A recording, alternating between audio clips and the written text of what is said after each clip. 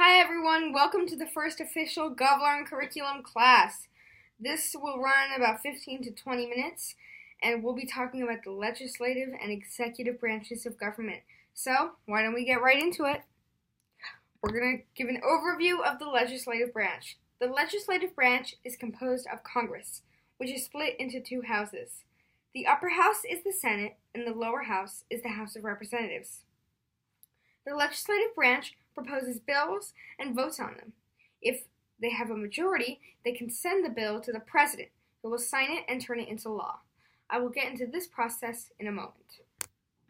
Let's talk about the Senate. There are 2 senators per state, which means there are 100 total senators. They each have 6-year terms. They send legislature to the president. They confirm cabinet nominees, declare war, ratify treaties, and they try cases of impeachment. Let's talk about positions in the Senate. The President of the Senate breaks ties in Senate votes and presides over Senate deliberation. The President of the Senate is also the Vice President, not just the President's assistant. The Vice President is not just the President's assistant. The first President of the Senate was John Adams, and the current President of the Senate is Mike Pence. If there are more Republicans in the Senate than Democrats, or Democrats or Republicans, let's just say Republicans than Democrats, then the Republicans would elect a majority leader to lead their party in the Senate. The same would go for the minority party. The first majority leader was Charles Curtis. The current Senate majority leader is a Republican named Mitch McConnell. The first Senate minority leader was Joseph Taylor Robinson, and the current Senate minority leader is Chuck Schumer, a Democrat. The President pro tempore of the Senate presides over the Senate if the Vice President is absent. To select him or her, they must be the longest-serving senator in the majority party. The first President pro tempore was John Langdon, and the current President pro tempore is Orrin Hatch. The Senate whips are second to the Senate leaders, but they have a crucial role. Their job is to round up votes for their party on the Senate floor. The current Senate Majority Whip is a Republican named John Cornyn, and the current Senate Minority Whip is a Democrat named Dick Durbin. The Senate Chaplain is the religious leader of the U.S. Senate. They lead prayer in Senate sessions. The position has been up in the air as some believe it interferes with the First Amendment, freedom of religion, because they practice Christianity in the Senate, where some members are not Christian. The current Senate Chaplain is Barry Black. The House of Representatives. Let's talk about the House.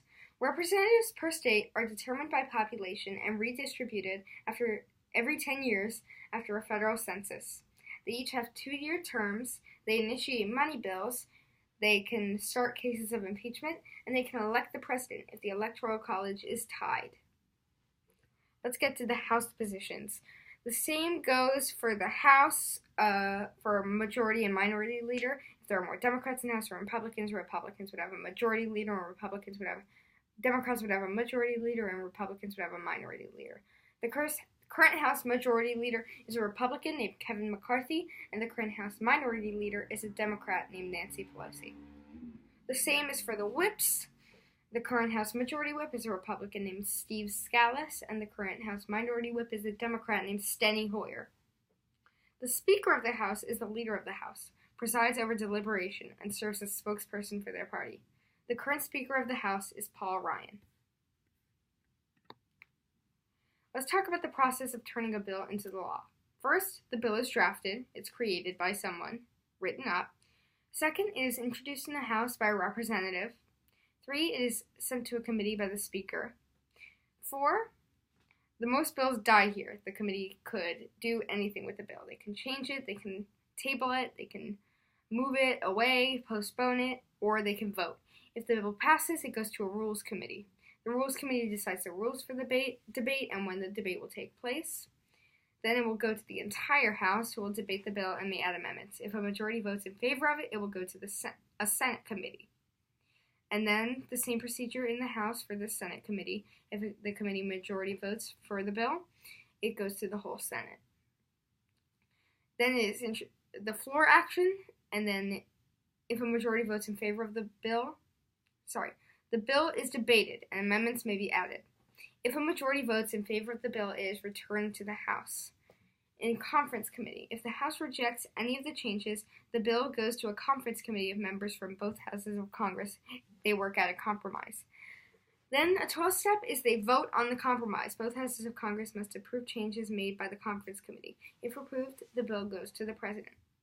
Then the president can sign or veto the bill. If it is approved, it is law. However, if he vetoes it, there is a chance that if there is a 2/3 majority of the Senate who overrides the veto, who says no to the veto, it will still become law if the president vetoes it. Let's move on to Senate confirmations for the cabinet.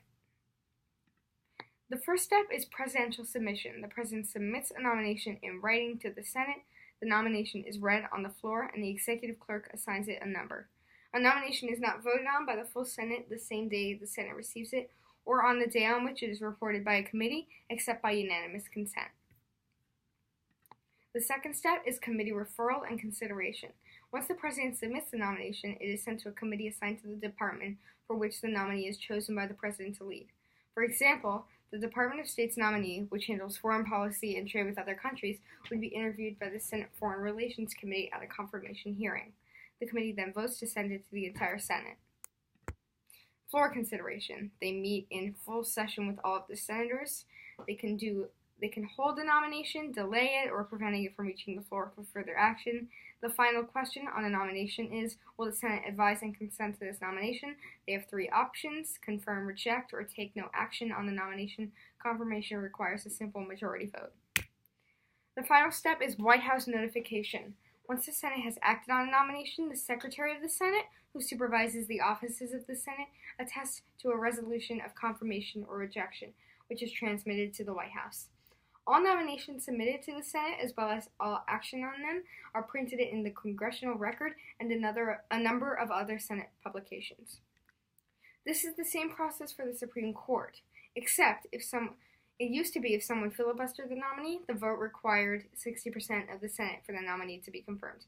However, in 2017, Senate Republicans changed the rules, so filibustering is illegal for Supreme Court nominees, allowing Donald Trump's nominee, Neil Gorsuch, to be confirmed with 54 votes.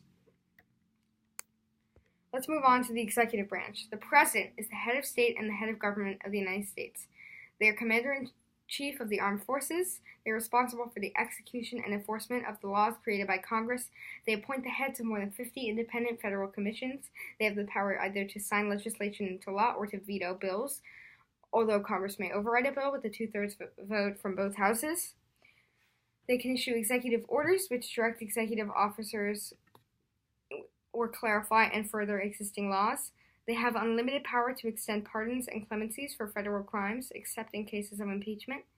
They have traditionally given a State of the Union address to a joint session of Congress each January, except in years of inaugurations, outlining their agenda for the coming year. The President must be 35 years of age, be a natural-born citizen, and must have lived in the United States for 14 years to run. The first president was George Washington, who served from 1789 to 1797, and the current president is Donald Trump, who served from 2017 to present. Let's talk about the vice president. The primary responsibility of the vice president is to be ready at a moment's notice to assume the presidency. This can be because of the president's death, resignation, or temporary incapacitation, or if the vice president and a majority of the cabinet judge that the president is no longer able to discharge the duties of the presidency. The vice president is elected along with the president by the Electoral College. Each elector casts 1 vote for the president and another for vice president. Before the ratification of the 12th Amendment in 1804, electors only voted for president, and the person who received the second greatest number of votes became vice president. Michael R. Pence is the 48th vice president of the United States.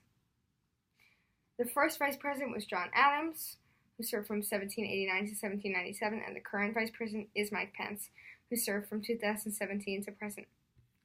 Let's talk about the cabinet departments as we wrap up. The Department of Agriculture develops and executes policy on farming, agriculture, and food. They also play an important role in overseas aid programs by providing surplus foods to developing countries. The current Secretary of Agriculture is Sonny Perdue, who began serving in 2017. Commerce, the Department of Commerce, is tasked with improving living standards for all Americans by promoting economic development and technological innovation. They promote U.S. exports by assisting and enforcing international trade agreements. The current Secretary of Commerce is Wilbur Ross, who began serving in 2017. Department of Defense provides the military forces needed to deter war and to protect the security of our country. They have headquarters at the Pentagon. The current Secretary of Defense is James Mattis, who began serving in 2017. Let's talk about the Department of Education. They promote student achievement and preparation for competition in a global economy. They foster educational excellence and ensure equal access to educational opportunity. The current Secretary of Education is Betsy DeVos, who began serving in 2017. The Department of Energy advances the national, economic, and energy security of the United States. They encourage the development of reliable, clean, and affordable energy. They administer federal funding for scientific research to further the goal of discovery and innovation, ensuring American economic competitiveness and improving the quality of life for Americans. Tasked with ensuring America's nuclear security and with protecting the environment by providing a responsible resolution to the legacy of nuclear weapons production. The current Secretary of Energy is Rick Perry, who began serving in 2017. The Department of Health and Human Services protects the health of all Americans and provides essential human services. They work to prevent disease outbreaks, assure food and drug safety, and provide health insurance. They administer Medicare and Medicaid.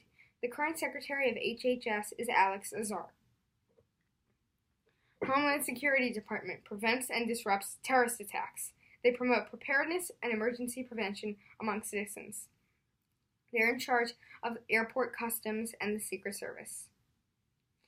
The current Secretary of Homeland Security is Kirstjen Nielsen, who replaced John Kelly in December 2017 when he was appointed White House Chief of Staff. The Department of Housing and Urban Development is responsible for national policies and programs that address America's housing needs.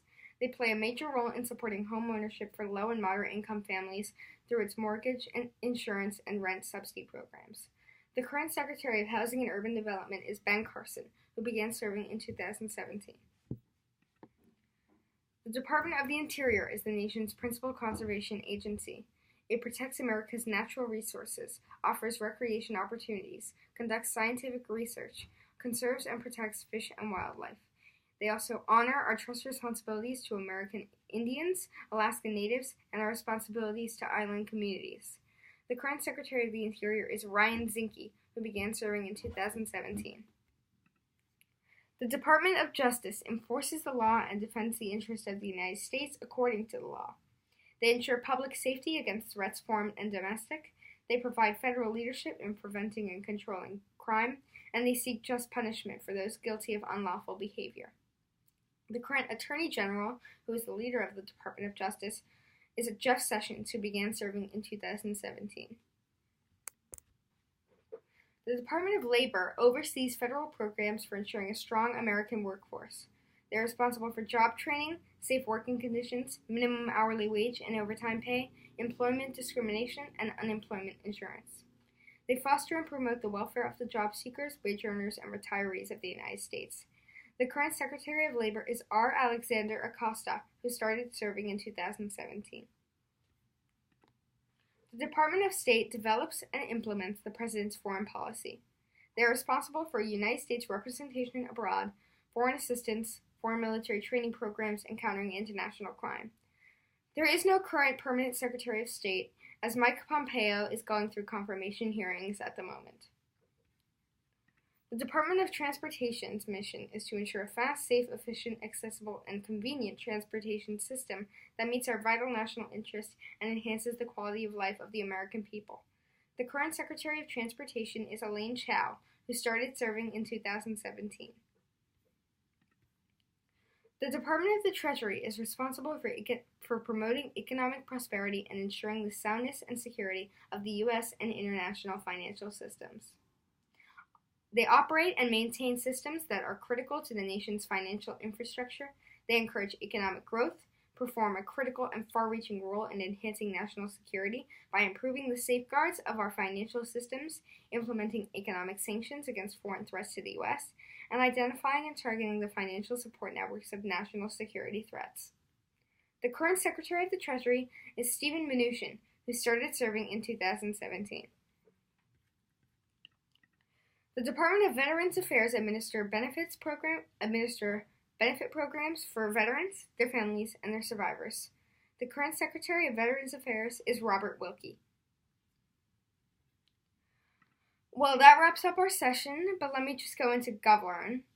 We have a new website that just came out. It's govlearn.org, www.govlearn.org, and I hope that you guys go to it.